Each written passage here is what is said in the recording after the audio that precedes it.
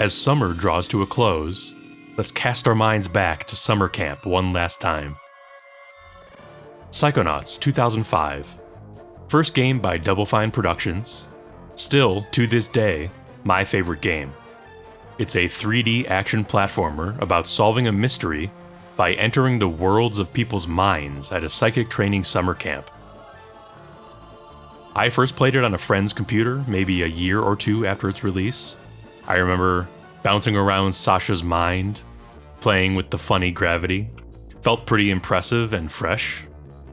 It was enough to get me to buy the game for the PlayStation 2. Funnily, I've played it a few times on both PS2 and PC, but until this year, never on Xbox, which was its original console home. Well, now I've played it on 360 through backwards compatibility, because I no longer own an original Xbox, hence the occasional blue Raz bug. But what a great year to revisit it that way, this being its 20th anniversary. You know, I didn't immediately consider it my favorite game upon rolling the credits of that first playthrough.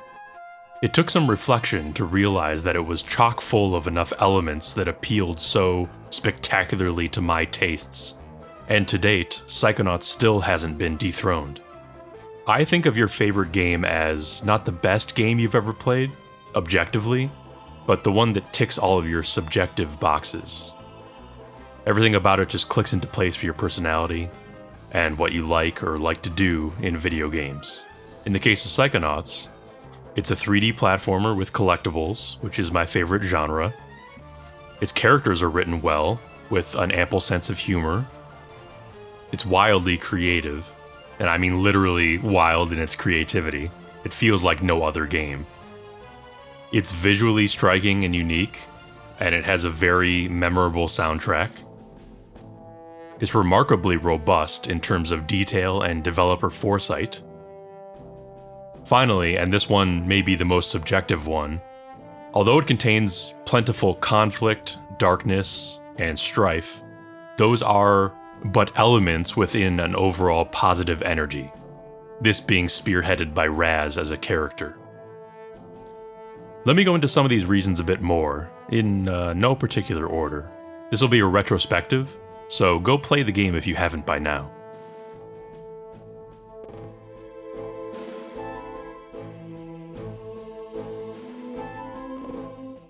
As I said before, the plot is a mystery, and I feel like it's never been talked about that way enough as opposed to a save-the-world plot. I think it's because the game doesn't try too hard to obscure what's happening and who's behind it. But in that way, it's also much like a pulp comic book plot, the likes of which you'd read in-universe in True Psychic Tales, which Raz and Lily excitedly point out. I will say that things like the Brain Tumbler Nightmare and the rumors of the Lake Monster are the two pillars of what keeps you on your toes as to what's going on. Those, along with the little hints of foreshadowing you can pick up on if you listen, really generate an intriguing atmosphere. But on the flip side of that, the humor in this game is a perfect companion to the pulpy mystery. It's Tim Schafer, so you know to expect writing bursting with jokes, wordplay, wackiness, and wit. There are jokes that present themselves boldly, and jokes that can catch you off guard. Some of my favorites of the latter include the world shall taste my eggs memory vault in Brain Tumbler Experiment, and Raz's reaction. Okay, what the hell was that? I'm seeing some crazy stuff in here, Sasha. This can't be right. Ford Cruller slapping Raz if he says no in this prompt. Becky saying, "I'm going to go kill myself." You know, you could be a more... And some of my other favorite jokes include Oleander declaring that Raz's name starts with a D in the intro. Really, that whole intro cutscene is perfect and laden with jokes. Please don't kill us, Lake Monster! The brainless campers saying TV and hacky sack. Cruller's joke about knowing how to use a bathysphere. And how can you not know how to operate a bathysphere? Haven't you ever been to summer camp before? How easily the critic falls for Raz's reverse psychology. Why, you... Of course it's me! Well, it's time to hang up the cape tubs. And any number of others. And there are other things I really like about the story. Like I said, there's a surprising amount of foreshadowing, both overt and subtle. As soon as just after basic braining, you can stand next to the loudspeakers in the kids' cabins area and listen to Coach Oleander talking in his sleep. Which sounds like nonsense, but if you know what's to come, he's actually revealing his plan. Lily catches on to this and brings it up later in the game, but you can hear it yourself so early on. There's of course all the foreshadowing about the lake monster, starting right from the opening cutscene. But people like Dogen being warned by the squirrels, or Mikhail hunting for the hairless bear, or Elton getting information from the fish in the lake. I just love how many plot-relevant peripheral signs there are. And then of course there are the foreshadowings front and center, like Oleander saying he's got big plans for Raz's mind, or the entire brain tumbler experiment, or Oleander's side room at the end of basic braining. So even in the main path, there's tasty intrigues. Another thing is the handling of the romance between Raz and Lily. It's not even a will they won't they, because Lily likes Raz from the drop, and the rest is her admitting that to herself and then Raz catching up. It's a cute, fun teenage romance that doesn't impede the rest of the story, get overly complicated, or go through a low point only to come back stronger. It does get utilized as incentive to chase Linda and go rescue, but between the two kids, it just has a normal, linear progression towards a relationship that makes sense. Related to that and to the rest of the plot, I like how the game has an unequivocal happy ending, with Raz and Lily as an item, and with the characters actually appreciating what Raz achieved and congratulating him, while still retaining humor. It doesn't condescend by ending the game with, "Ha, you still have a lot to learn, kid," or having one of the kids act like they only said boyfriend or girlfriend due to the heat of the moment. So many stories do those things, and I think it can detract from a sense of fulfillment. Also, your classic sequel hook, which for the next decade lay unhooking. Lastly, this is kind of a weird one, but I like how the game doesn't think too hard about the real-world psychological aspect of its premise. Like, it doesn't try to diagnose medical conditions, it only uses those terms as symbolic manifestations. In this absurd fantasy world, psychics can enter people's minds with a tiny door and solve their mental issues by defeating their fears or their guilt, settling their insecurities, or untangling their confusion. It's representative, because it's a game, so you can have all these zany ideas and concepts come to life as mental worlds. There lies infinite possibility, I feel. Sometimes in modern stories, we can get too bogged down in the real-world implications of this or that, when that needn't enter into it.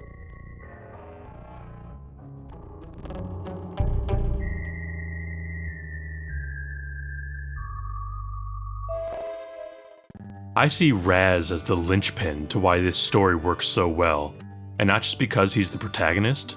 It's his qualities as a person that hold everything together and drive the action forward, as all the other characters rotate around him.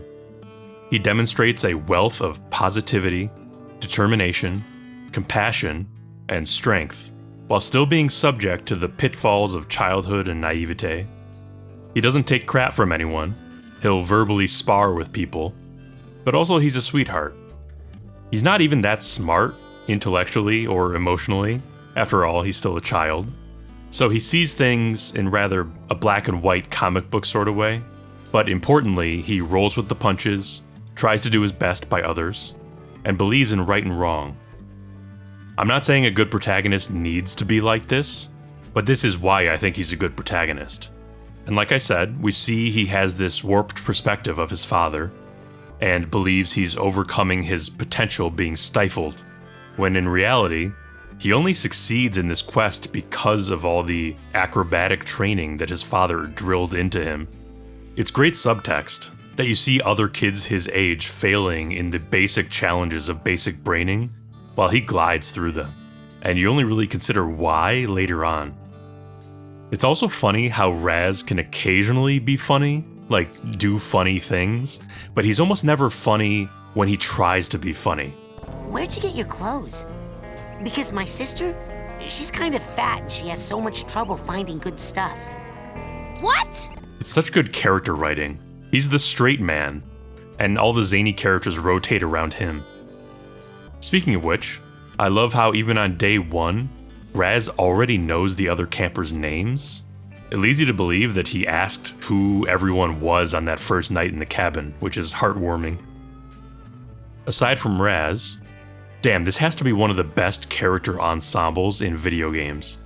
The campers, the Psychonauts, the asylum patients, the mental world inhabitants, the lungfish, all interesting to look at and hear from, all with stuff below the surface to explore. I know there was the Campster website, which was like a fake pastiche of Friendster, where the campers would interact with each other.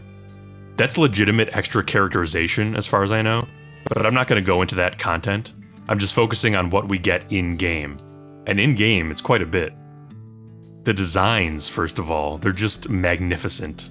They're wonky as hell, and it's delightful. Strange shapes, questionable proportions, bulbous features, Muppet mouths. You won't see characters like this elsewhere. It's crazy how they're not even really all unified in design philosophy.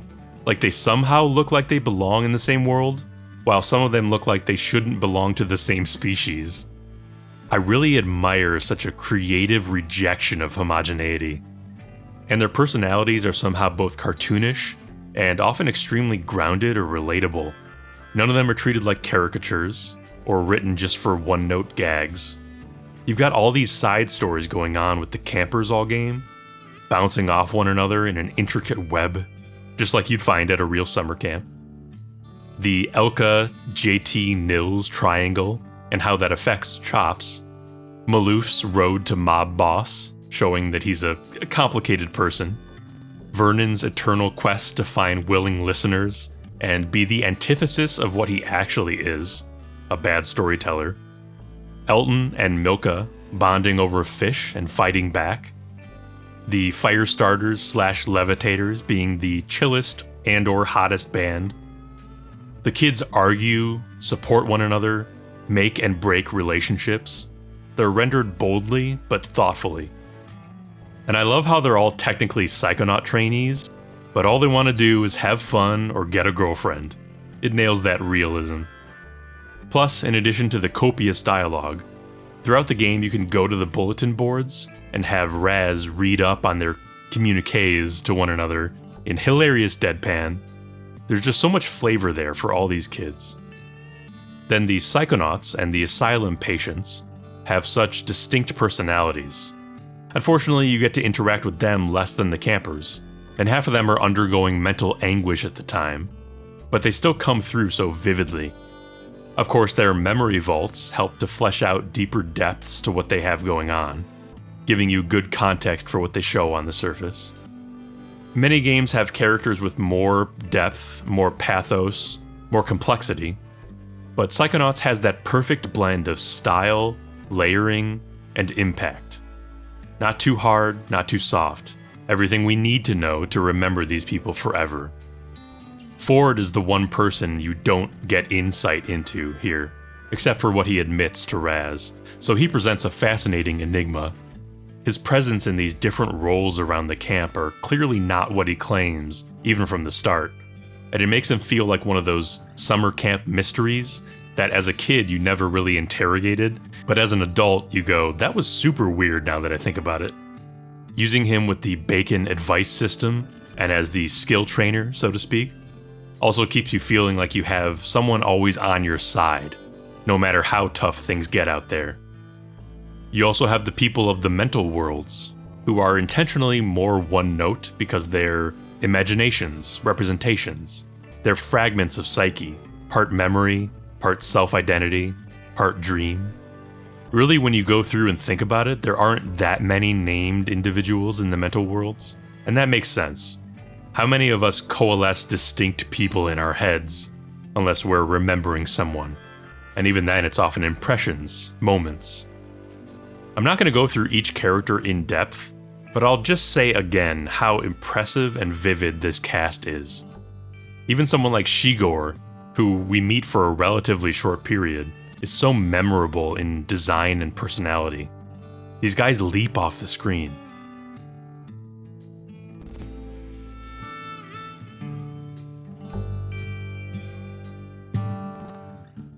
As I said, 3D platformer collectathons are my favorite genre. It's unclear whether Crash Bandicoot was a symptom or patient zero, but he was involved somehow in young Flask's gaming taste development. A lot of people find the moment-to-moment gameplay of Psychonauts to be its notable flaw. Like, the rest is so unique and fun, but you just have to tolerate the jumping and bumping and climbing and bashing. I'm not at all disputing the experiences of others, but I truly never felt that way about this game. I love the way it feels from beginning to end. Running, jumping, swinging, climbing, bouncing, floating, sliding. What a variety of action. I mean, I first played this game right around the time I was starting to spend time on the internet, so I only found out some people had real trouble with the controls or game feel after at least my first playthrough.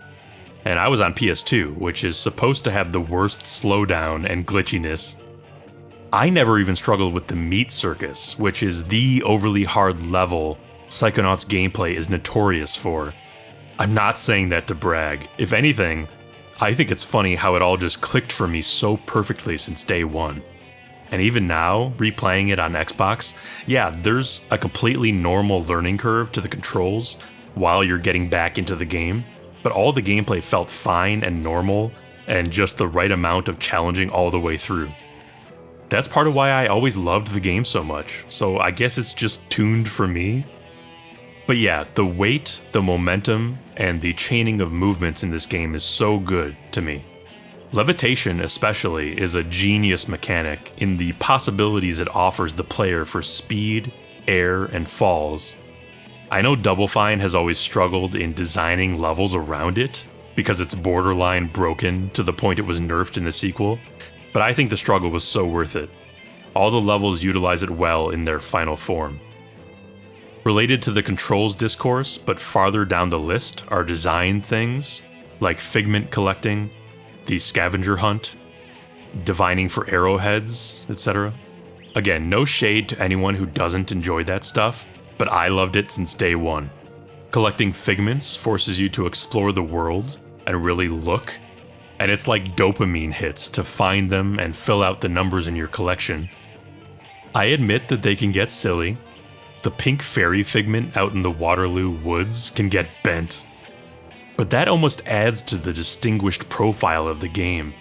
It's imperfect, but that generates memories and lore that last much longer than if it was a matter of course, a rote process. The scavenger hunt is great, you can't convince me otherwise.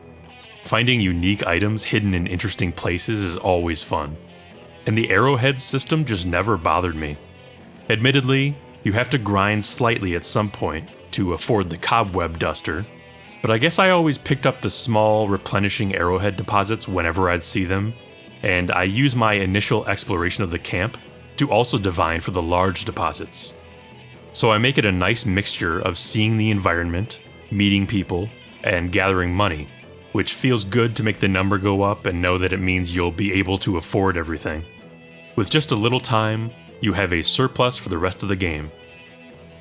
The combat is something I didn't have very complex thoughts about, I just find it fun. Whether we're talking punching or the array of psychic powers you can employ, it's fun. I guess I feel less strongly about its quality than the movement, because of a couple factors.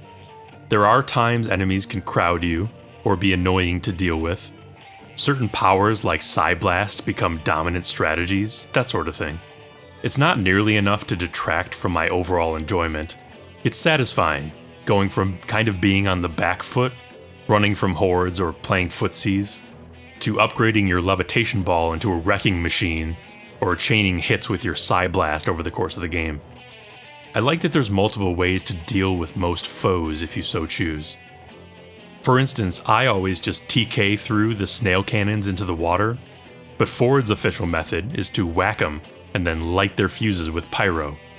Or how a combo of levitation and shield just deletes the luchadors.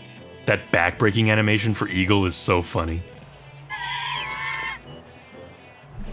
I will say I most get where some detractors are coming from in regards to the item system, if only in that I wish it was used more.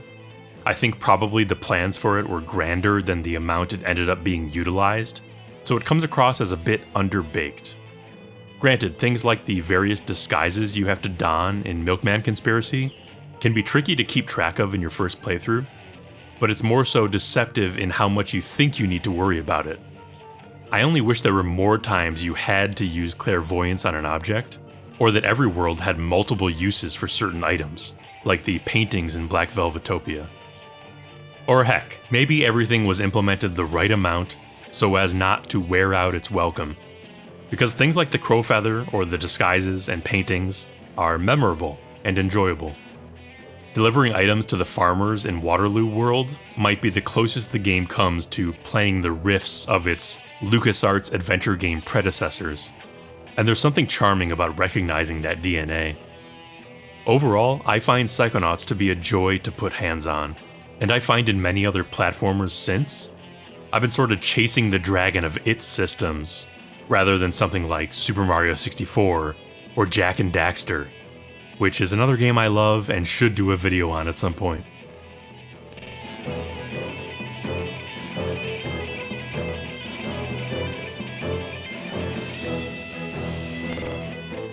I'm adding this in as an aside because I think life is funny sometimes and I wanted to share.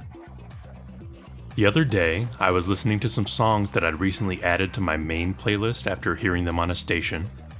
The first one I listened to was Connect the Dots by the dream pop band Diamond Day. The rest of that album turned out to be good, but that's irrelevant. The next song I listened to was Light from a Dead Star by the shoegaze band Lush.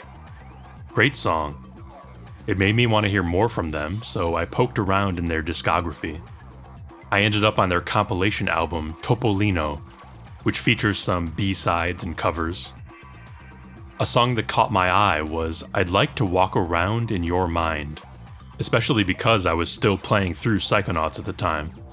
It was nice, but I suspected it was a cover, and sure enough, it's a cover of a 1967 song by Vashti Bunyan. Beautiful, delicate song. It even sounds like it'd fit in the Psychonauts soundtrack instrumentally. It's an unreleased demo that was mastered and released on the reissuing of her debut and for a long time only album, Just Another Diamond Day, on which there's a title song, Diamond Day. Wait a minute. Sure enough, I went and found a magazine interview in which the Canadian dream pop duo Diamond Day confirmed that they had named themselves after the Vashti Bunyan song. Keep in mind, this linkage happened in the span of about 30 minutes for me. And now you're recalling that the Diamond Day album was called Connect the Dots. Now I think I know how Boyd Cooper felt. Anyway, back to Psychonauts.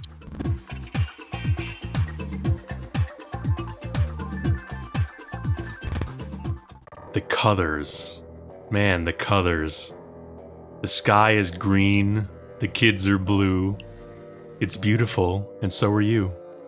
So the colors are obviously all over the place, making it feel like we're in an artist's rendition of the world rather than what we're used to. But also, every piece of the environment is warped, twisted, curled, disproportionate, exaggerated, or whimsical.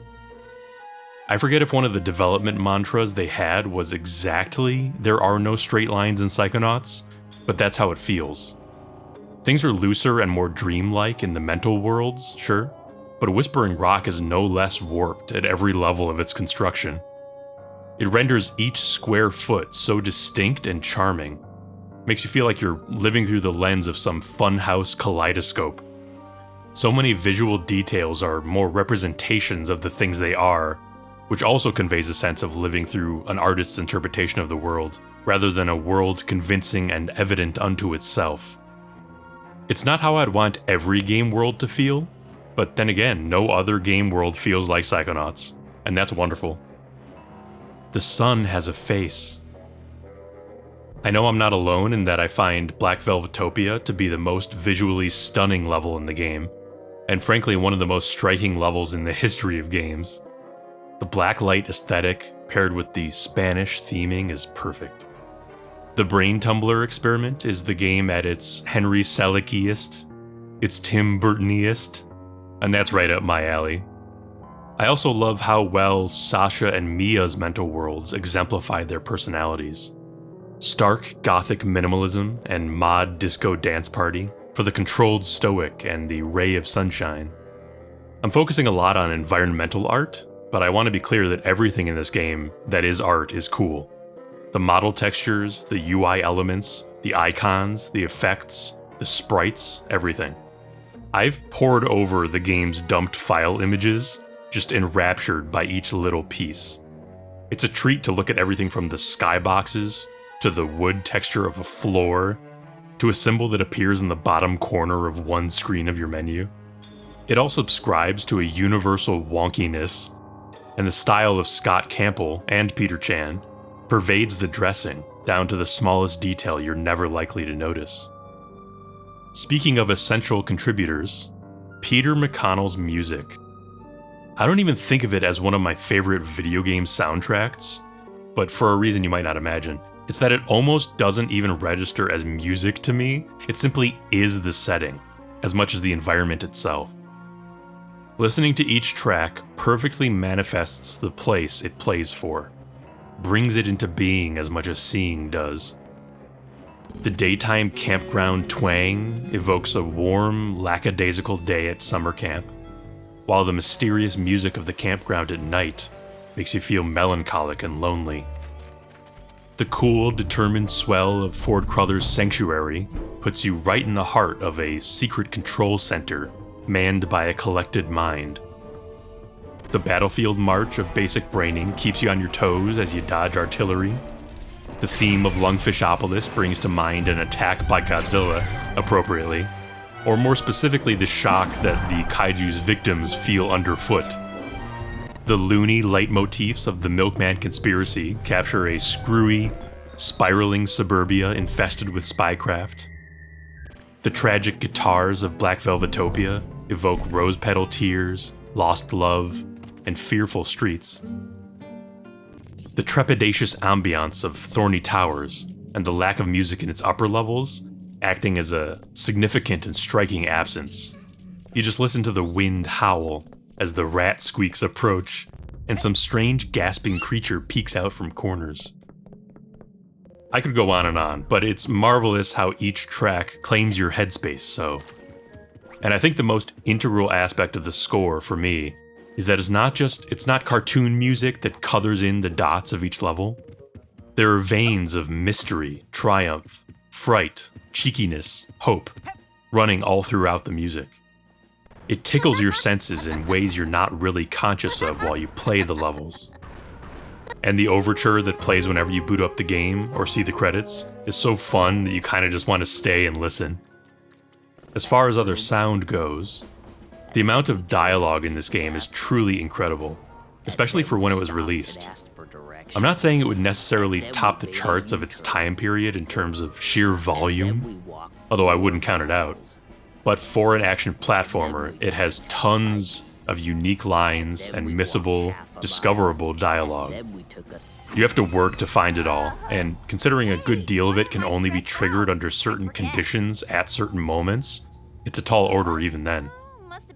It's related to what I described about the characters beforehand, in how the amount and diversity of their dialogue adds so much to their memorability and fleshing out.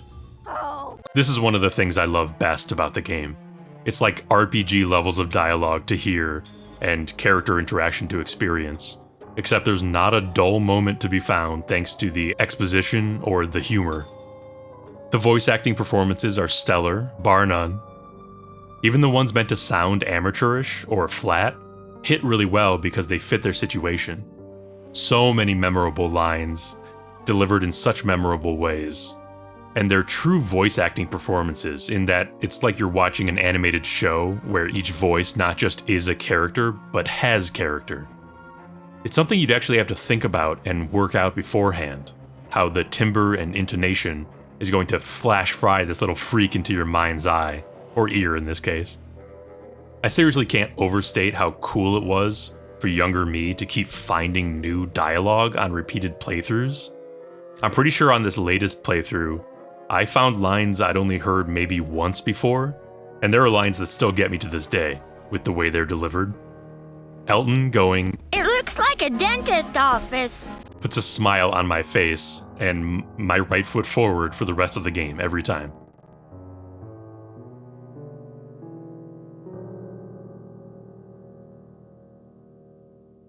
The setting of a psychic summer camp is inspired. It allows for the evocation of happiness, lighthearted drama, and nostalgia, while still letting a fantasy mystery play out. Then you have the asylum across the lake, which makes perfect sense as a sort of urban legend extension of the summer camp mythos, but even better when it turns out to be real, to be spooky, and to be the stage for the world-conquering plot. It's also a great idea to have the time period be ambiguous, an amalgam. It feels vaguely like it could be the 60s or 70s, probably the 60s, but a warped version, naturally. This makes it feel even more nostalgic, even if you didn't go to summer camp way back when. Maybe it makes the setting seem even more absurd if it's a time you never experienced. I can't overstate how much I love just existing in Whispering Rock. It might be my favorite level in the game, and it's the hub. The vibes are immaculate. Trees, rocks, creeks, the lake, the canoes, the winding paths, squirrels, fireflies, lampposts, logs, the campfire, this little gravesite in the woods, the inexplicable derelicts, the leftover junk from whatever, the lodge, its stage, the TV room with beanbag, the bunks, the treehouse, the old mines, the hermetically sealed metaphysical hotbox, the PA poles, the wild hills, the front gate, and how you can see other areas in the world from up high.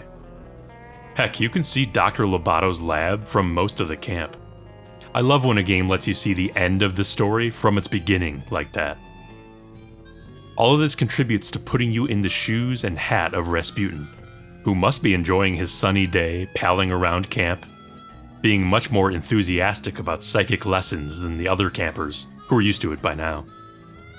It feels like a living place that's seen generations come and go, even though lore-wise it was only opened in its current form 5 years prior.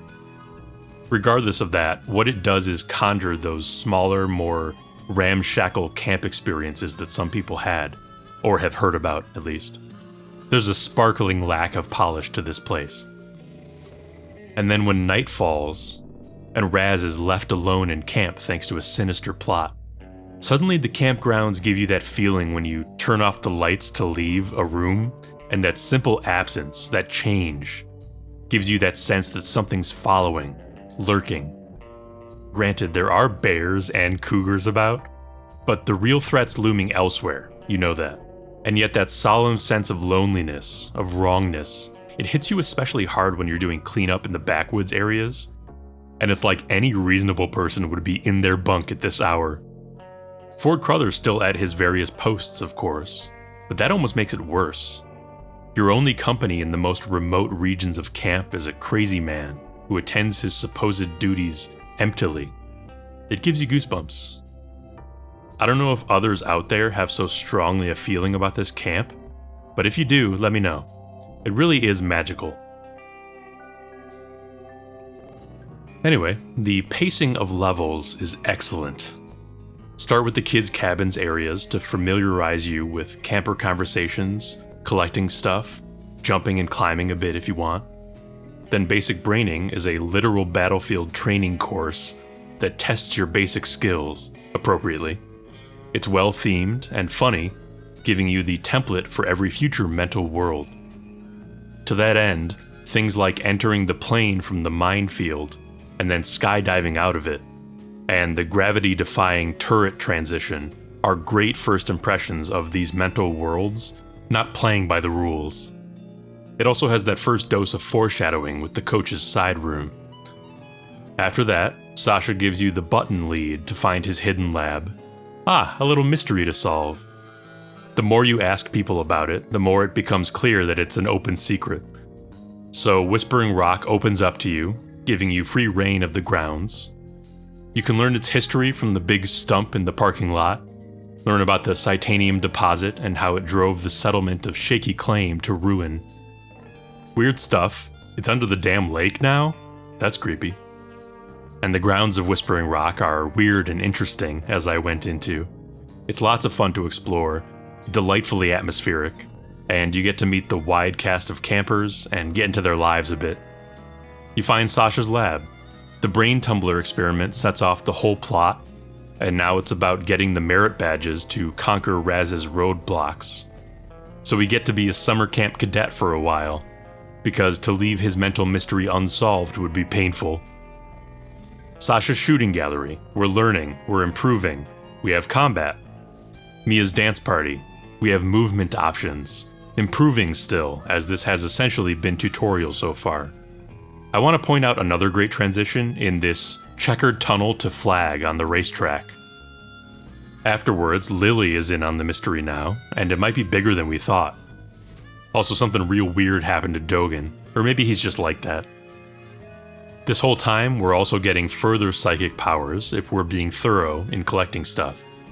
One last brain tumbler venture, and in this one we blow the whole thing wide open. A mad doctor stole Dogen's brain, and he's planning to do the same to Lily? And worst of all, we find out that Coach Oleander is behind it. We learn his plan to take over the world with brain tanks. But Sasha and Mia leave Raz to do this on his own. Right as we get answers, here's the perfect opportunity to play the hero without supervision. Uh-oh, everyone's getting brain napped. The giant lake monster turns out to be real and steals Lily, so now the chase is on. Down to the bottom of the lake. Hey, it's old Shaky Claim. Creepy. Lovely little interstitial set piece, and then freeing the lungfish's mind is the first step to solving the entire problem. Now onto the asylum across the lake. Not so abandoned exactly. Now the real Psychonaut work commences, the stuff a proper agent would be doing in the field. Therefore, you could consider this second half to be the real thing, following the first half's tutorialization. I don't really think about it that way, but if you look at it a certain way, sure. Several mines to enter and soothe to make progress towards the top of the tower, classic progression. It's here that we have some of the meatiest and most memorable mines, but not the meatiest mind, that comes later. The deranged are a real challenge to untangle for a psychic. Still earning new psychic powers too, which come in handy. A trip up through the top floors of the tower, really building the tension and the trepidation. Not to mention you can see the camp across the lake down below, lit up like a beacon in the night, so it seems downright inviting compared to the asylum you're in, even in its now semi-empty state. You defeat Lobato, who's the right-hand claw to the real villain, Oleander. Classic fake-out where it seems like Oleander's defeated, but of course he's not down for the count. We didn't get to fight him yet. And we need a big final showstopper mental world. One boss fight here with the Oleander brain tank. Then the meat circus. Crazy theming, but mostly a challenge gauntlet of your abilities to this point. Culminating in the multi-stage final boss fight that lays bare the psyches of both our main protagonist and antagonist, eventually resolving the hang-ups of both. All's well that ends well. Happy ending. Except for the sequel hook, or just suggesting that the adventure continues. I know all that was unnecessary, but I feel like outlining it in that way shows off how well the level pacing is structured. It's an engaging sequence that keeps you moving, both as a player and in story. But the nature of the game also allows you to take any time you want to chill out, explore, clean up. The system is designed to let you do that as well. All the levels are meticulously interconnected, using things like the collective unconscious, which can be entered from either Oatmeal, the teleporting green guy, or through the brain tumbler in Sasha's lab. Cruller can extract you from wherever you are, back to his sanctuary, and then send you back to where you were. Linda can take you back and forth across the lake. The underground transit system is fast travel between camp areas. I'm pretty sure you can physically travel from the beginning to the end of any level at any time. They're not broken up by anything other than loading screens if you choose to just run through them manually. All of this to facilitate your enjoyment of exploration and collection. I think the only location you can't return to is Lungfish Lair, under the water, which makes sense as it's an interstitial set piece and not really a proper area. On a different note, I have to praise the inventive theming of all the different mental worlds. Everyone loves the Milkman conspiracy, but it genuinely is amazing. The tangled web of suburbia that's a blast to navigate, the conspiracy beats and all the cameras everywhere, the super memorable G-men in their disguises or performing interrogations, the absurdity of the rainbow squirts and the Milkman entity himself. It's great. I've always been awed by the recursive dimensionality of Waterloo World. I mean, the setup is fun enough with a Napoleon descendant and an ancestral manifestation duking it out over a strategy board game.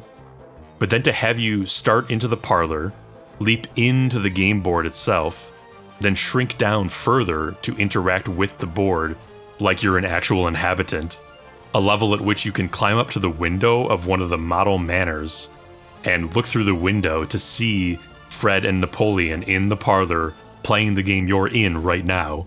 It's a magic trick, obviously I know that, but the best tricks wow you, and I've always been wowed by the creativity to implement that layering. And it appeals to my preferences so much because instead of just playing a board game, you're in the board being the game, getting hands-on. It's a tactile satisfaction.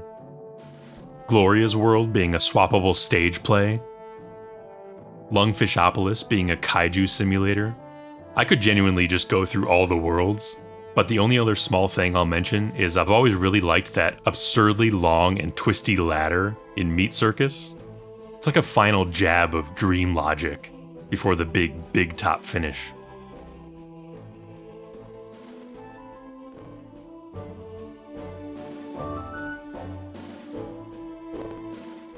This will be the most unorganized section, so I'm putting it at the end here to wrap up. There are a ton of small details in this game, and I'll try to point out some of the ones I really like. My literal first impression of Psychonauts was Raz running around on the brain in the main menu, which immediately sparked my interest and seemed very novel. I appreciate that the load game menu, when you enter in, is the boys' cabin at night, with the other campers there in bed, and your different saved profiles are on different bunks. Raz kissing the brains when he finds them is funny. I like how Raz dons his goggles whenever he goes into a mental world. It marks a clear difference in his profile between laid-back time and action time, the prep and the mission. Also, it protects him from getting his eyes plucked out by moms. It's amazing how you can use clairvoyance on all the NPCs, allies and enemies, and almost all of them will have a unique 2D mental image of what they perceive Raz as. Double Fine did not need to do this. It's an awesome and ludicrous attention to detail that adds something to all the characters. What is your favorite subjective Raz? I think mine's that the squirrels see you as a demented idiot. Or I like the dumbest ones, like how the keypad at the post office just sees you as a finger. I also like the heartwarming ones, people like Quentin, seeing Raz as himself but with a scarf, showing that he feels an acceptance. Same kind of thing with Sasha, or Ford's vision, showing that he really believes in Raz. I like how you can get unique dialogue lines from everyone you show certain items to, like the GPC button, or Mr. Pokelope, who you should realistically have in your possession for approximately 10 seconds or less. I'd like you to meet Mr. Pokelope. Turtles are stupid! The figments all appear to be appropriate for where they're located. A couple that exemplify this are the minesweeping soldier winding across the minefield, and in the orchard where you collect snails, you can knock down all the apple figments from the apple trees. Bobby Zilch wears a 00 jersey because his name is Zilch. When the girls ask for the arrowhead payment to go to the main lodge, Raz points to the UI element. The counselor's cars in the parking lot are a nice touch. Coach's Jeep overcompensating for his insecurity. Mia's sporty car showing that she and Sasha may have driven to camp together. It's also, if you think about it, an early indicator that Cruller doesn't come and go the same way. Maloof and Mikhail, of course, attach a bomb to Coach's Jeep later, so that's a further gag. Phoebe's drums have fire starters printed on the kick, because that's her idea for their band name. But Quentin put levitator stickers on as well. Speaking of those two, Quentin asks Phoebe if she's had dreams about a bathtub. Sounds familiar? It's in reference to the prominent bathtub in the brain tumbler experiment, which says oblongata on the side.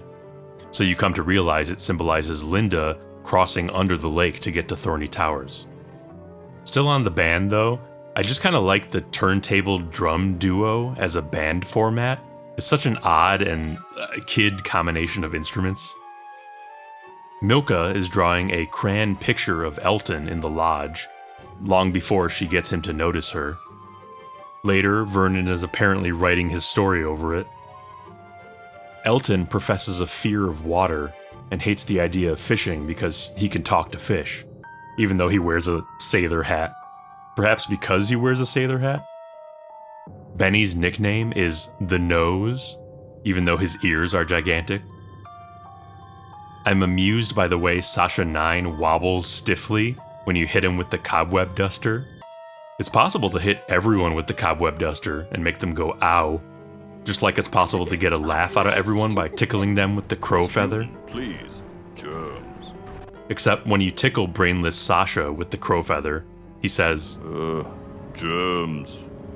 Rasputin reciting Oleander's speech at the campfire area is a fun inclusion. The human mind. Something I wonder if I ever picked up on before in the Gloria's cruel training vault is that she's always watching the other girls get whipped, presumably for not performing well enough. She never gets whipped herself, so it's likely she saw herself as perfect in her memory, naturally because she ended up a star. But the training was still cruel to the girls around her who were less perfect, so she feels that was traumatizing to her. I like how they just stretched the textures for that part after the final boss, where Raz and his dad are running in place, and then they fly through what looks like a polygonal gap in the map. It really imparts the impression of this world coming apart at the seams. Alright, I have to stop. Those are not nearly all of the details in this game that please me, but I have to cut myself off at some point. You get the picture though. It's chock full of surprising touches, fun Easter eggs, and clever ideas. Well, that's a semi-messy, possibly incomplete, semi-coherent explanation of why Psychonauts is my favorite game. Again, there are games I would argue are objectively better, perhaps, but this one is my favorite. Every time I re-examine if it's still my number one, I come to the same conclusion based on all of the stated factors. It's just math. But really, a favorite is more art than science, so it's just art, I guess. If you too are a fan of Psychonauts, I know I didn't touch on any of the revision that these design choices went through. I am aware of it all, but that's a whole other video. Still, if you have a favorite behind-the-scenes development trivia, leave it in the comments. It's always sobering to remember how seemingly miraculous ideas and execution actually required a lot of testing and reworking. Incidentally, Double Fine has been putting out anniversary content on their YouTube channel, so go check that out if you haven't. The Psychonauts 2 cut levels have been interesting to watch. I've still only played Psychonauts 2 the one time when it released. My thoughts at the time were complicated. You can go check out episode 75 of the Broken Campfire podcast if you're interested in those. But I mean to replay it at some point, so maybe it's worth revisiting for a future video. But for now, thanks for watching.